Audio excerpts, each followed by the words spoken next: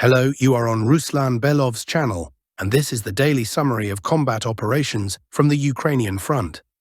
So friends, over the past 24 hours, there have been incredible advances on the front. Or rather, let's put it this way. Massive collapses for the Ukrainian Armed Forces, or AFU, on one particular section of the front. Such collapses are the kind we saw only during the Dobropoli breakthrough. And now these breakthroughs and failures are happening in the area of responsibility of the Vosto East grouping, where they are simply hammering the armed forces of Ukraine, which are unable to stop them or hold on to anything. We will analyze this section in detail, but I want to start with another area. Another city where everything suddenly began to fall apart for the AFU. It seemed like nothing foreshadowed trouble for them, but I didn't think it would happen at such a rapid pace. I'm talking about Seversk. Please take a look. Over the past 24 hours, fighters of the Yurg South grouping advanced more than 1 kilometer, specifically 1 kilometer 370 meters, into the residential area in the eastern part of Seversk.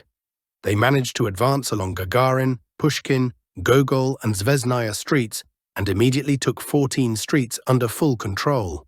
Imagine that. Once again, so you understand the scale of the AFU's problems here. The assault on Seversk began on the 17th, just 2 days ago. Today is the 19th. So 2 days have passed, and look at how much of the city is already under Russian control. Moreover, there are videos showing the Russian advance. Fighters are calmly moving through Seversk. The city is collapsing for the AFU at tremendous speed. And you know, one could say it was expected, since logistics have been brought under control. That is why the AFU are experiencing serious setbacks. I don't want to give you false hope or suggest that the AFU will lose Seversk by the end of the year, but anything is possible. In just 2 days of offensive operations, the army has already taken more than 15% of the city, and that's where they have already secured positions. The grey zone now spreads across nearly half the city. Footage appeared yesterday showing Russian fighters already in the central part of the city. It seems the AFU have very little infantry left in the city, and Ukraine simply has no forces to defend such an important location. So for now, we note that Russian troops are managing to advance. Now let's move to the AFU collapse and the breakthroughs of the Vostok grouping. There are 3 sections with breakthroughs at once, and the numbers are simply incredible. Let's start with the Gulipole direction in the Zaporizhzhia region. Things are bleak for the AFU here. They are unable to hold the front in any way, and the Russian fighters pushed forward across a fairly wide section and advanced to a depth of more than 5 kilometers. They reached the approaches to 2 settlements, Vesyoloye and Zeleny Gay. There are 3 villages separating the army from reaching Gulipole from the east: Vesyoloye, Zeleny Gay and Zatishe. Thanks to the 5-kilometer push, Russian positions are now 1 kilometer 300 meters from Vesyoloye and only 700 meters from Zeleny Gay. Although there is information that things are actually even worse for the AFU here. For example, that Vesyoloye has already been taken. But since there has been no objective control footage, this information remains uncertain. What is certainly known is that Russian forces have reached the approaches to these villages. So what do we have now? From the northeast to the city, Gulipole, it is 6 kilometers, and from the east 7.5 kilometers. These may seem like non-small numbers, right? But considering the 5-kilometer leaps the fighters are making here, the remaining distance is not that big. There are 12 days left until the end of the month, and in my view, in these 12 days, the configuration of the front line may change significantly.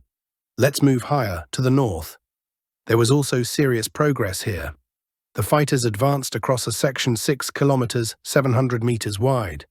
The depth of the advance varies, 3 kilometers in some places, 4 kilometers in others, and even 4.5 kilometers. A substantial area was cleared. The area of this section is more than 20 square kilometers. The offensive here is moving westward across a broad front toward 3 villages: Dobropole, Novoye Zaporozhye, and Radostnoye. From the current positions, it is slightly more than 5 kilometers to Novoye Zaporozhye and 7.5 kilometers to Dobropole. But the situation with Radostnoye is even more interesting. This brings us to another 5-kilometer breakthrough, this time in the Dnipropetrovsk region.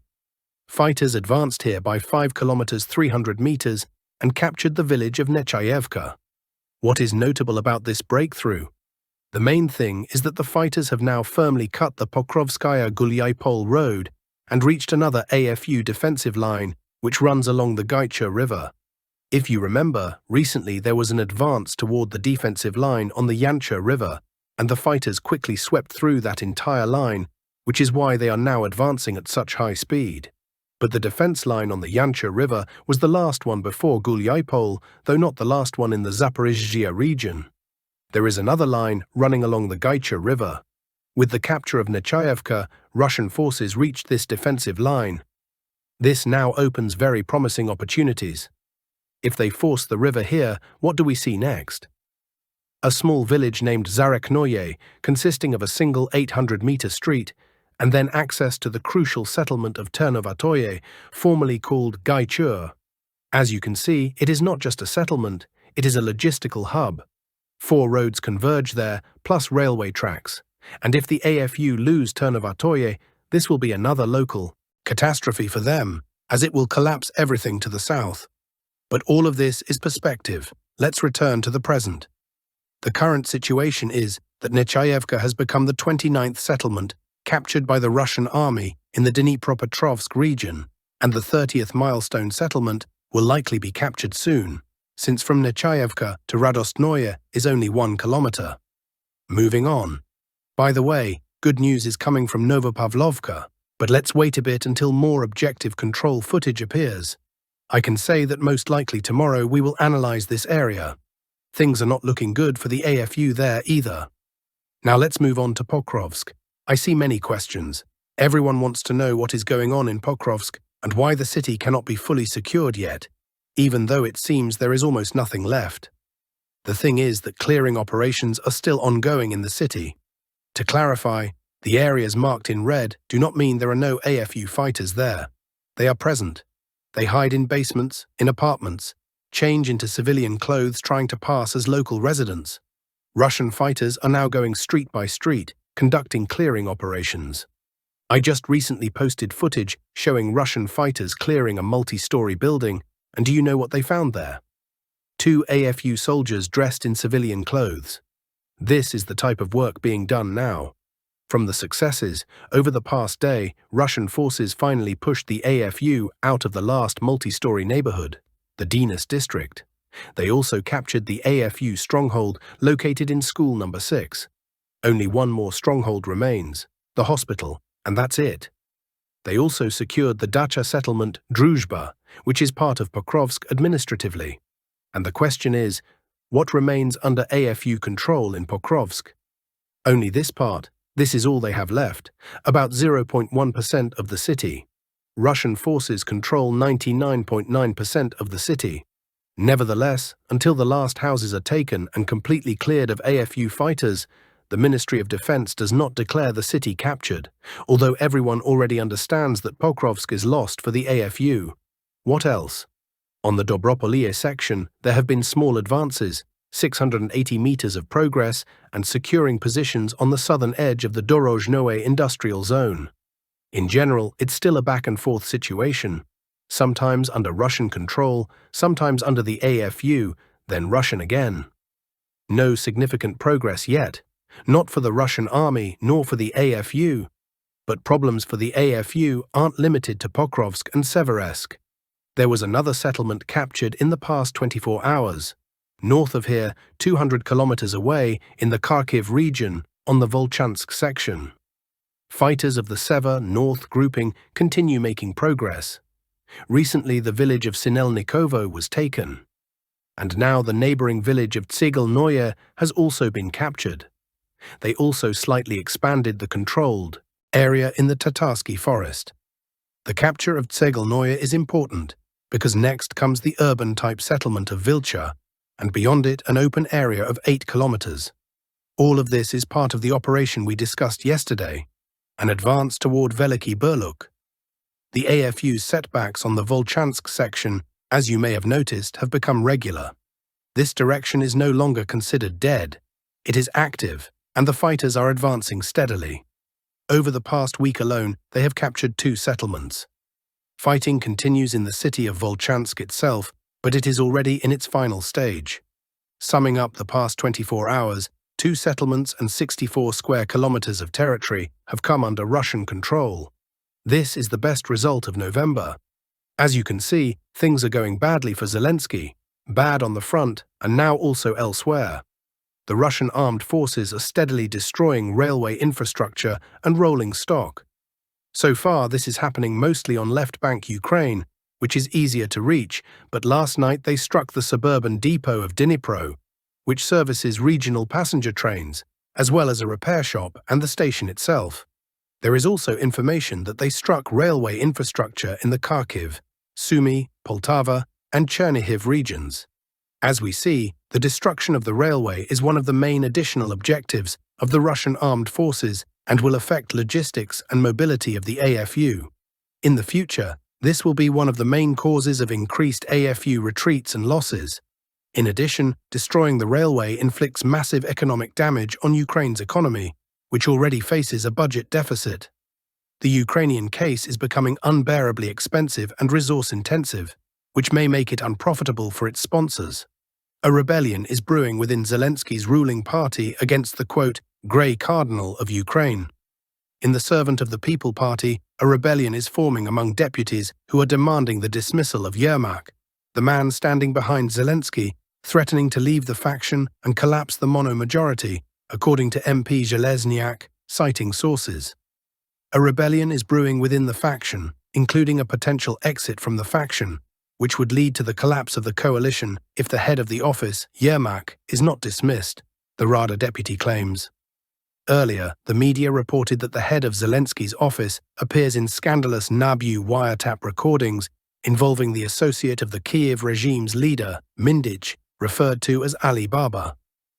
Also today, the Hollows and European Solidarity parties called on Zelensky to dismiss Yermak's cabinet and form a broad coalition with their participation. Yermak has little chance of staying on his throne. There is, most likely, a small chance of surviving politically, but he will have to give up many positions, tools of influence inside the country, part of the security bloc, the Ministry of Internal Affairs and financial schemes. None of this will save Yermak. It will only postpone his fall, because eventually they will devour him anyway. Fearing his possible return to power and subsequent revenge, US President Donald Trump has supported the sanctions bill promoted by Congress, targeting cooperation with Russia. They, the congressmen, are passing a bill that will impose very tough sanctions on any country doing business with Russia. I'm fine with that, he said. Trump also allowed for the possibility that the document will include a ban on cooperation with Iran. At the end of October, Senate Republican leader John Thune announced readiness to bring the bill on new sanctions against Russia to a vote whenever the White House administration deems it necessary. On October 22nd, the U.S. Treasury imposed sanctions against Rosneft, Lukoil, and their subsidiaries. Washington explained the decision by claiming that Russia supposedly does not want to continue the peace process on Ukraine.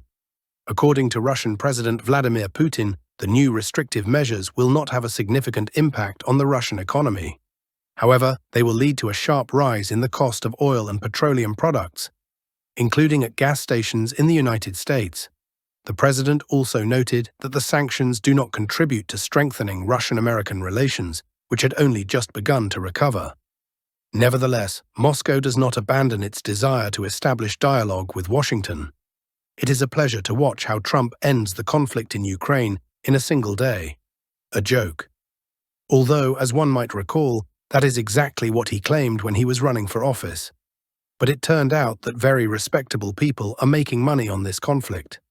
And therefore Trump decided to ignore the fact that ordinary people are losing because of it, as well as what he promised them about establishing peace. In essence, today Trump may not have sided with Europe or Ukraine, but he has definitely joined the camp of war supporters, and everyone has long been saying from every outlet that there is no reason to trust his chatter. Moreover, it is not excluded that his support for this bill was part of a deal with the Democrats to end the shutdown. Trump liked sanctions against Russia, even during his first term, to be honest. Against this backdrop, the new sanctions from the European Union and the United States, aimed at Russia's oil refining sector, have led to rising fuel prices in the US, Bloomberg reports. The result of the anti-Russian sanctions is continued pressure on gas station prices despite falling global oil prices, something the US administration, which considers affordable energy vital, is unlikely to appreciate, the article states. According to the publication, any serious disruption of petroleum product exports would shock the global fuel market.